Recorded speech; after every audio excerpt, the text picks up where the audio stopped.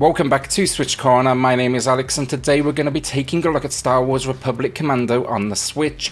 A game that I've wanted to see on the console for some time now, but was it worth the wait for what I would consider to be a classic Star Wars game, or was this one just best left in the past? Well, I'll give you a heads up, like now, this one has a serious issue, that is for sure. I hate to say it though, so hit subscribe if you love the Switch as much as we all do here. Join our growing family and let's get started.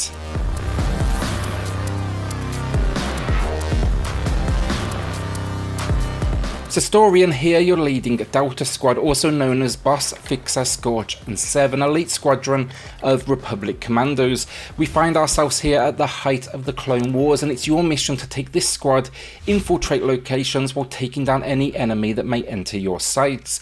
The game story is solid throughout and it stands up to this day, with you basically heading on these essential missions, whether that's, aboard enemy spacecrafts, production facilities, or even helping out Wookiees on their home planet. It's not exactly deep stuff, honestly, but what always carried it for me was the dialogue between command and your team, and that remains as solid and strong as ever, capturing the tone of Star Wars while also adding its own personality. So gameplay in Republic Commando is a squad-based first-person shooter, meaning yes, there's a whole lot of, running and gunning, but also some basic commands that direct your squad on what to do next. The core gameplay though, it's nothing you haven't seen before, run, jump, crouch, shoot, reload, a variety of weapons to use, melee, secondary weapons, so think grenades, and then you can switch visor modes as well, so think something like night vision. The game has a number of control layouts then as well that can be accessed from the main menu, so you should be able to find something that fits your personal taste and comfort. Republic Commando then reinforces this traditional, control setup first-person shooter though with squad commands. This is all built around a single button, that is the A button. All you need to do, point at an activity point or object, a symbol actually appears on your screen, and the game will actually automatically choose a squad mate and implement the action, whether that's, take cover, man a turret, revive a fallen teammate, heal themselves, set an explosive, the list kind of goes on. There's actually quite a lot in here for your team to help you out with. It's very simplistic, but it sets the game apart from most in the genre, and the single button implementation has always worked surprisingly well. The game's all about epic set pieces, and commanding your squad through them just adds a whole level of intensity. Now if you are thinking, but I don't want that responsibility, you can survive most of the game without using it, except for maybe a few key moments, but you would probably be passing up there on one of the game's best aspects. Also, these squad mates, they can revive you when you fall in battle, and just know this is very much a game of its time, meaning if you do die, that last checkpoint, it can be quite a distance away, so I would say make use of them. They do also have solid AI throughout, so make the most of them to back you up in battle as well. Really, the rest of this one comes down to then extremely linear levels, and while it is old school in its design, mostly corridors, pathways, that good stuff, I still had a blast with it. It's the gunplay though, it just feels extremely visceral still. The weapons are powerful. The rifle you start with the game with as well, it quickly evolves with attachments. You can get a sniper, a shotgun, a grenade launcher. The game just has this great sense of forward progression for you, and your squad on the game has this impeccable timing when it comes to giving you something new to play with and enemies to defeat. Now sure, the enemies, they are repetitive, but for a large part it is clone based, so that absolutely makes sense. But who doesn't like taking out tin cans? Honestly as well, this is one of the few games where they are not just fodder to mow down, but they really are genuine threats. So when it comes to issues, this port, it's just bare bones as ports go, honestly, a resolution bump, and that's really about it. No real noticeable improvements or quality of life tricks up its sleeve. They've stripped out multiplayer, leaving you with the 8 or so hour campaign, and that is it. There's no gyro support here. The texture work is still very much the same from 16 years ago.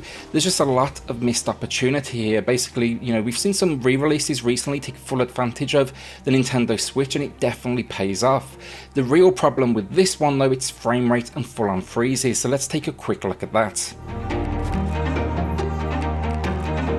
So from the very opening moments, Republic Commando is a bit of a disaster on a frame rate front in docked mode. This is a 16-year-old Xbox game at this point. There is no reason we should be facing challenges. I came in actually personally expecting a locked out 60. Honestly, you'll be lucky here to stick to that 30 frames per second. Wondering kind of like an empty location, you'll be right around that 30 to 33 mark, don't get me wrong, but once enemies come on screen, 9 times out of 10, this thing's going to tank to right around 20 to 23 frames per second and hold there, and relatively frequently as well it will go sub 20, and I hit as low as 16 personally. If you are going to play this one, the short test I did, it seems handheld is a whole lot better. I spent about 15 minutes there and there were no frame freezes and no huge drops.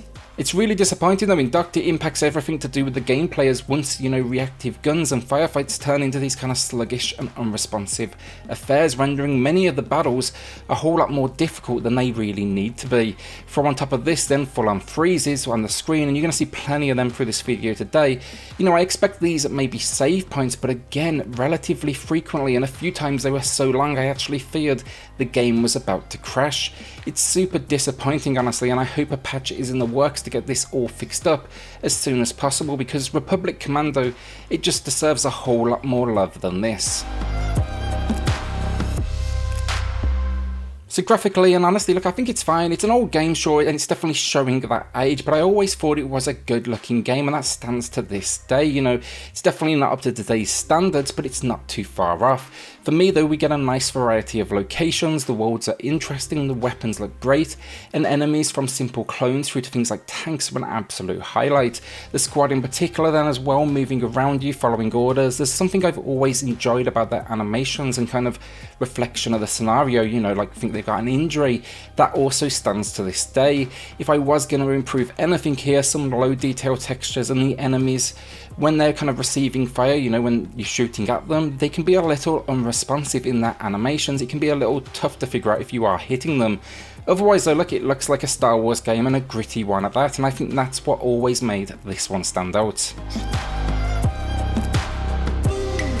So audio then, and again, like great stuff. The main menu music is part of my teens honestly, and it still sends a shiver down my spine. It's epic, it screams just Star Wars, but it also reinforces what you're about to face is unlike any Star Wars experience you've played before. The fight work then, your squad mates command all good work, and the weapons, they sound absolutely like epic, and enemies, they're all obviously ripped directly from the movie, so you know you're getting some top quality work ahead of you. No real complaints honestly on an audio front, it's just as strong as ever. Maybe the only area lacking the environmental effects, they can be a little thin at times given some of these huge environments and like locations we are in. So the final verdict, and again, like I love the game, but this is just a lackluster port that is failing to deliver what we need from a first-person shooter docked, and that is a decent frame rate. Seeing some nice scores for this Switch build drop already, I had to get this video out there because you can't overlook frame freezes and a tanking frame rate as well. There's just no excuse for it. There's no score from me today because I didn't beat the game. I just kind of wanted to get this video out there so you could see its current state.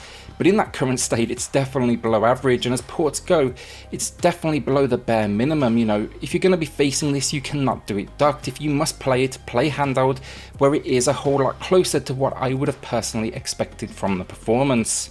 For me though, personally, this game, it just deserves to be on a big screen with that volume jacked all the way up. Now I hope they do patch it very quickly, but just be wary with your cash right now, because I think a lot of nostalgia and just a love of Star Wars in general, I have it myself, is kind of going to get in the way of this game receiving some high scores it probably didn't deserve. I was sitting there trying to make excuses myself, but I can confidently tell you this, like, this is not the port of Star Wars Republic Commando we were looking for.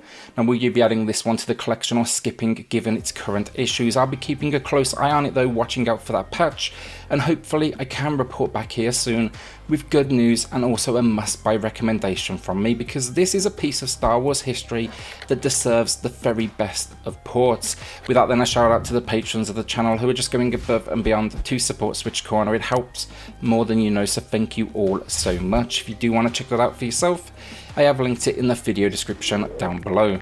Then hit subscribe if you love the Switch as much as we all do here. Join our growing family, and I'll see you all on the next video. Thanks everyone.